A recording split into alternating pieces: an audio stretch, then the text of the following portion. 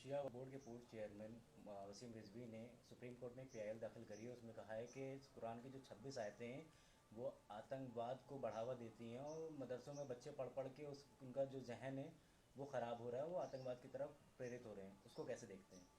बिस्मिल्लाहिर्रहमानिर्रहीम। देखिए, कुरान करीम वो किताब है कि जिस पे पूरी दुनिया के मुसलमानों का ईमान और यकीन है। कुरान एक ऐसी किताब है कि जिसमें सिर्फ अच्छाइयाँ हैं, और इस तरीक़े की बात करना कि उसकी आयत जो हैं वो आतंकवादियों को प्रेरित करती हैं, उनको उत्साहित करती हैं, ये इंतहाई गलत है और ये घोर निंदनीय है। इसकी मजम्मत होना चाहिए, क्योंकि कुरान के अंदर जितनी भी आयत हैं, जो किताब है वो एक ऐसी है कि जिसमें आपस में दिलों को जोड़ने की बात की गई है। और आज जो मदरसों की बात की जा रही है, तो मैं तो कह रहा हूँ कि कितने ज़मानों से लोग मदरसों के पीछे पड़े हुए हैं कि साहब मदरसे में ये हो रहा है, मदरसे में वो हो रहा है, लेकिन आज तक किसी मदरसे में ताला नहीं लग पाया। ये सिर्फ मुसलमानों को बदनाम करने की साजिश की जा रही है। और जो पीआईएल दाखिल की गई है, मैं समझता हूँ वो फौरी तौर के ऊपर वहाँ से खारिज कर दी जाएगी, वापस कर दी जाएगी। और ये जिस तरीके से 26 आयतों को हटाने की बात की जा रही है, किसी लाखों की तादाद में उलमा, फुक़हा, मराजे तकलीद, उन्होंने आज तक इस बात के ऊपर कोई गुफ्तगू नहीं की।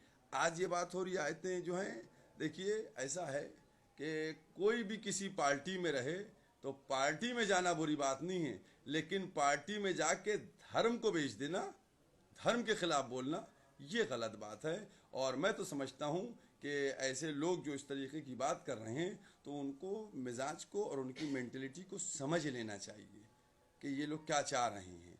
क्योंकि आज इस्लाम वो धर्म है, सिर्फ वाहिद धर्म है कि जिसकी किताब में पूरा निज़ाम हयात है कि कैसे तुमको ज़िंदगी गुजारना है, कैसे तुमको ज़िंदगी बसर करना है। और बिल्कुल मैं बिल्कुल इस बात में हूँ कि सुप्रीम कोर्ट, और एकदम मैं मुतमईन हूँ कि सुप्रीम कोर्ट जो है इसको फ़ौरन खारिज कर देगी, चूँकि ये बेबुनियाद बात है। कहा उसमें कहा है वसीम रिजवी ने कि जो 26 आयतें हैं वो जिहाद से रिलेटेड है, उसमें जिहाद का हुक्म दिया गया है। देखिए, जिहाद का हुक्म क्या दिया गया है भाई, समझने की ज़रूरत है। भाई, जो जिहाद इस्लाम में हुए हैं, जो दूसरे लोगों ने मुसलमानों पे हमला किया है, उस वक़्त की वो बातें बताई गई हैं, उस वक़्त की चीज़ें बता दी गई हैं।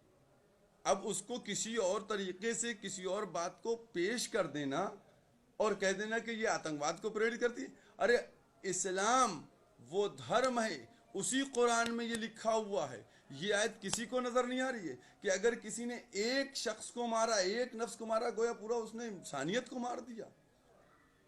यानी कितना भरपूर तरीके से कुरान सपोर्ट कर रहा है इंसानियत को, मानवता को। कोई कुरान में तब्दीली की जरूरत, किसी की मजाल नहीं है कि जो उस पर इतना सा जबर और जेर और पेश लगता है, इसको कोई ऊपर लगता है जबर होता है, नीचे करके जेर कर दे। ऐसा नहीं हो सकता है। 26 आयतें तो बहुत दूर की बात है।